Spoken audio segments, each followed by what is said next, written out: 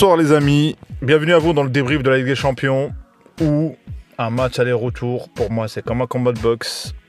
Le City mène au point, il reste le retour, mais quel piètre deuxième mi-temps de la part du PSG. Place au débrief les amis. Franchement les amis, que dire, une première mi-temps, un PSG, on le voyait survoler, prendre le ballon, même dominer le milieu de terrain qui par Gundogan, par De Bruyne, bref.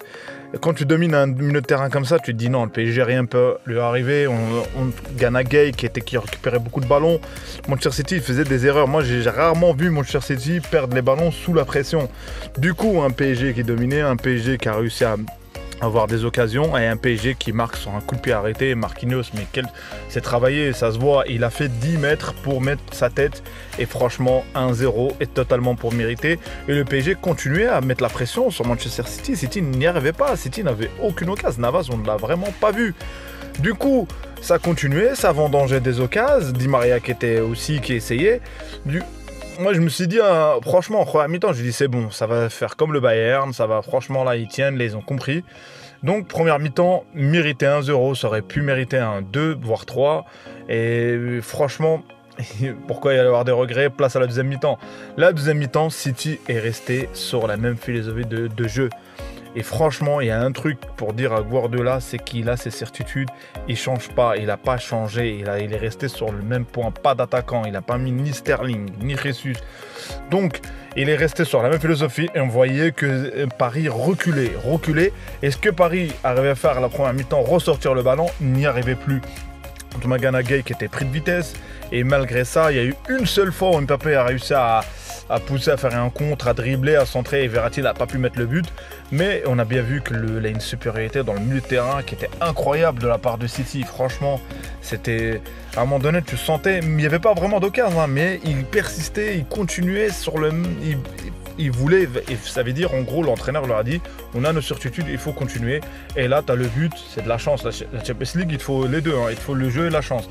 Notamment les mi-temps, le City avait le ballon et là le centre, tout ça, et là les défenseurs étaient pris, Bakker, oh là là, quel mi-temps.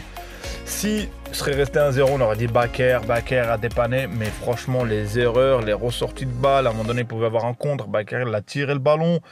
Du coup un partout, et là, changement, le mental. Et c'est là où on voit tout bascule. Parce que tu peux dominer, tu peux avoir plein de choses.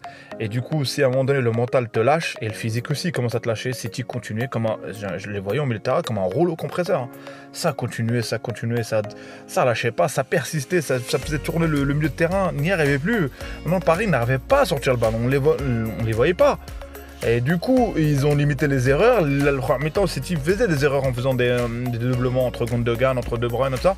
Et notamment, on a eu que en fait, De Bruyne est passé milieu de terrain. Et c'est là où il y a eu un changement. Et on a bien vu que De Bruyne prenait plus le ballon. Et là, tu as le coup franc.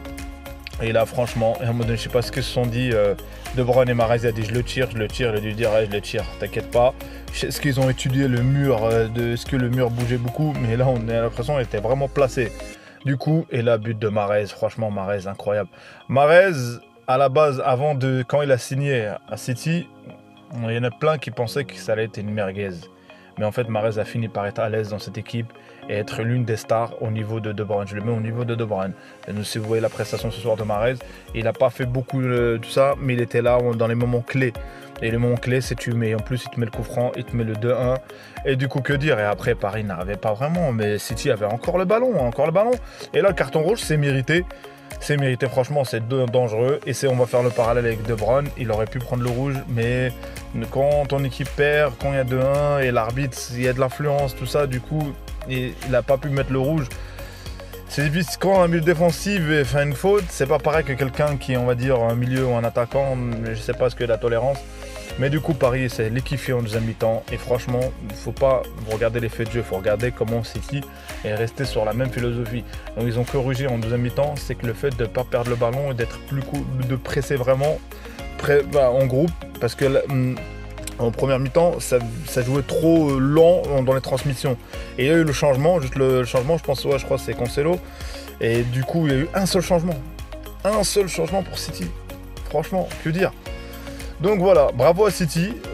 C'est pas fini, il reste un match retour. Et il faudra aller gagner là-bas, il faudra vraiment aller gagner, Du coup, voilà, par 2 buts d'écart et du coup, voire 3. Et tout est faisable dans les Ligue des Champions, mais il faut que le mental, il faut que tout le monde soit prêt.